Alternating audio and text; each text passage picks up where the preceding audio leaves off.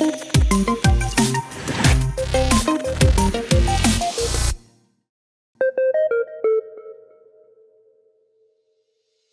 when my business partner, Dan Sheets, and I created Titan in the first place, we really wanted to care for people. We wanted to create great jobs.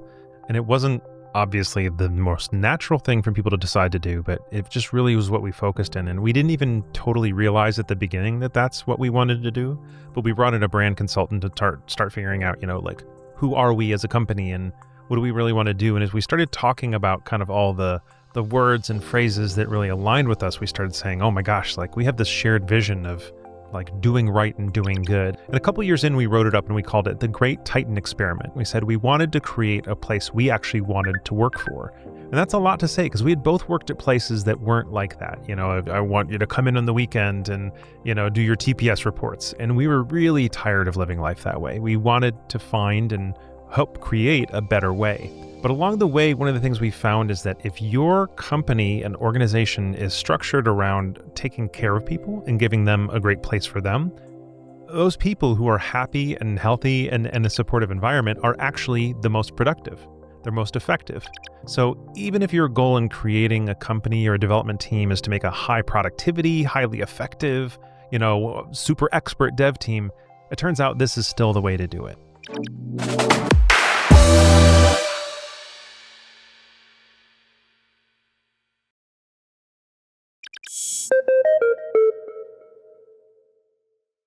So if you build the best system in the entire world, but you put the wrong people in it, it's not going to do you any good at all. People are the absolute foundation of everything you do in building a dev team.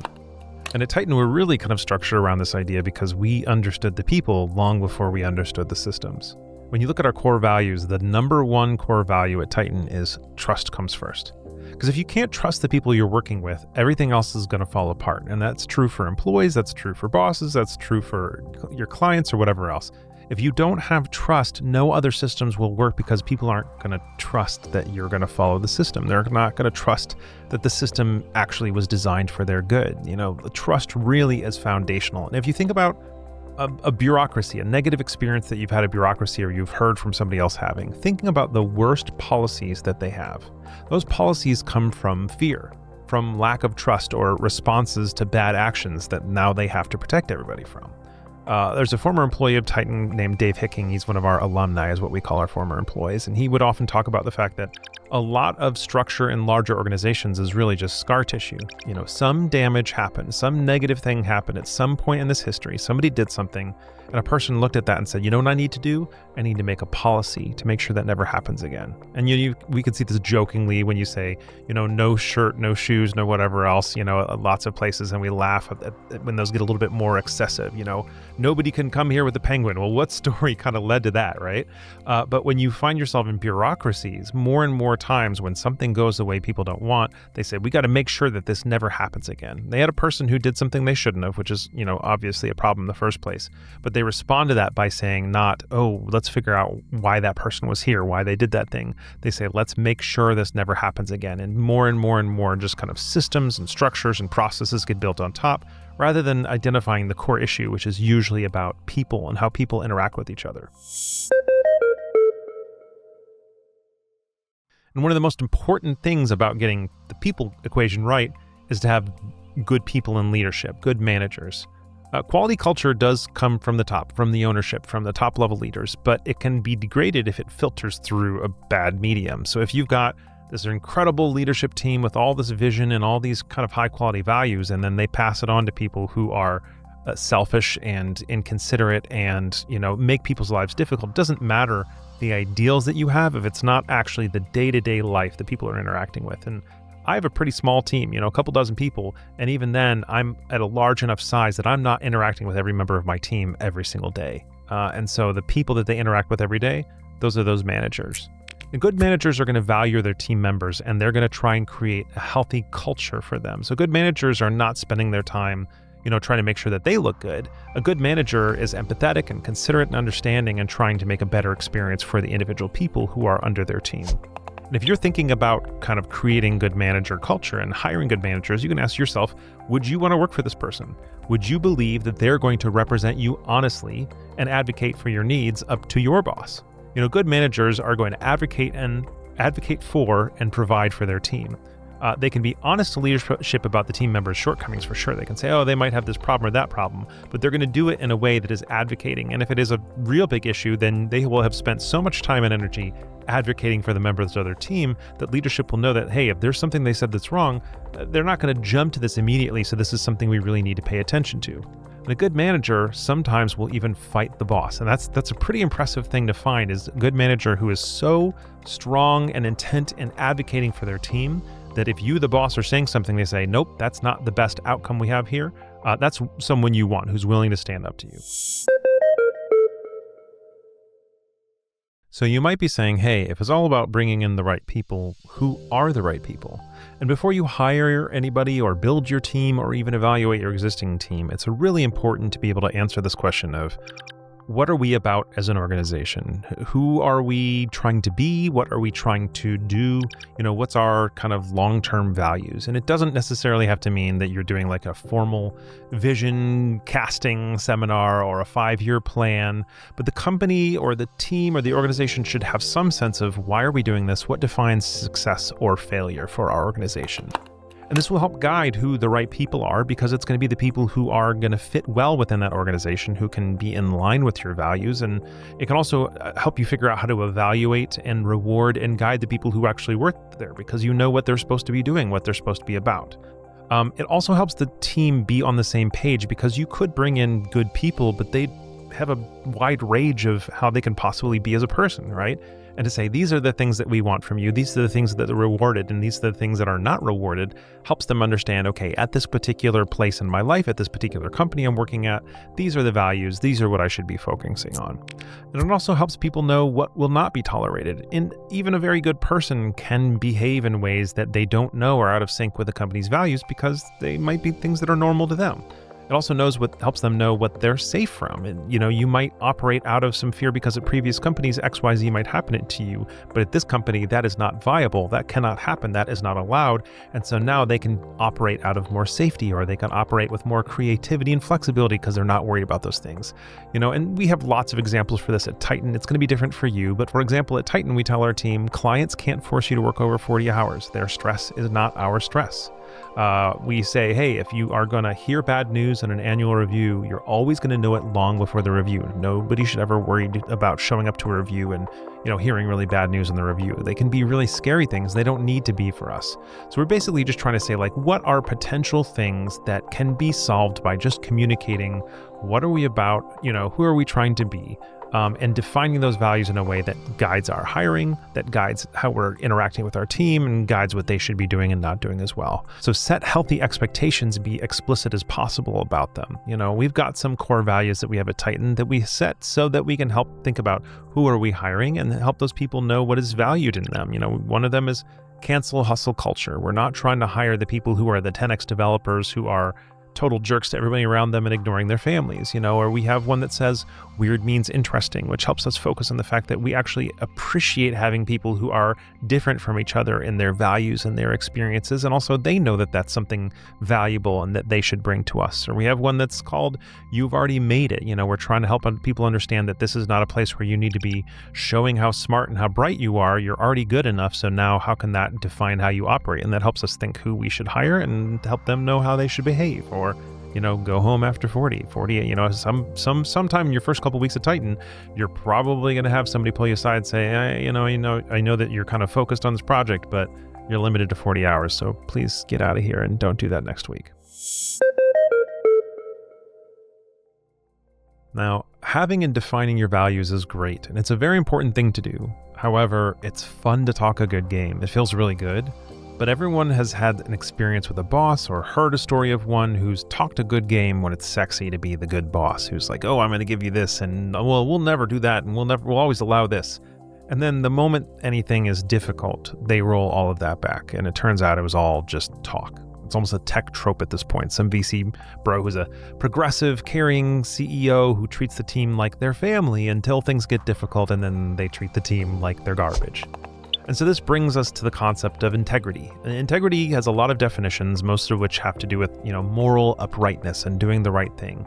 But my favorite way of thinking about integrity is if you were to think about a different definition of integrity. This ship hull has integrity or has lost integrity from, naval things. For me, it's from, sci-fi. That integrity of the hull means it is consistent throughout. There's no holes anywhere. It is the same level of strength everywhere else. It is, every piece of it is doing what it's supposed to be. It's unified. It's lacking disruption or corruption. And so that means being the same person no matter where you are or who you're with or what circumstance you're in. Don't go back on your word, but also don't say things up front that it's going to be hard or difficult for you to follow through later. If you don't know you can do that, then don't say it when you're not actually being asked to do it. It means avoiding the temptation to say what people want to hear when you don't know if you can actually back that up. And so we want integrity in our organization at every level. The senior leadership has to show integrity, our middle management has to show integrity, and the individual contributors also have to show integrity. And this all does still come back to trust. Can I rely on you to be who you said you were going to be at the beginning?